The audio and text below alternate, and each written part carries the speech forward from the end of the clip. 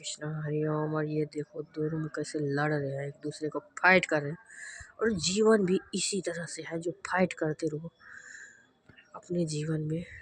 और जो हमारे बिहार में रेप केस का कितना ज़्यादा बढ़ा हुआ है, होता तो था पहले भी, आज भी होता है, घर घर में ही होता है, लोग बोलते नहीं है। और पुलिस वाले को कोई फुर्सत नहीं है, खाली सरकारी नौकरी लेना होता है उनको, उसके बाद में वो अपना सोते रहते हैं अपने पत्नी के साथ, अपने बच्चे के साथ खेलते रहते हैं, दूसरे का बच्चे का उनको परवाह ही नहीं है।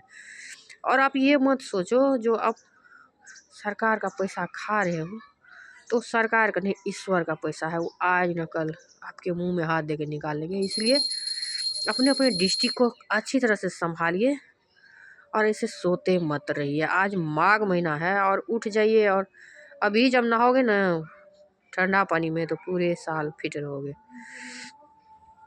हरे कृष्णा हरि ओम। जय हो जगन्नाथ।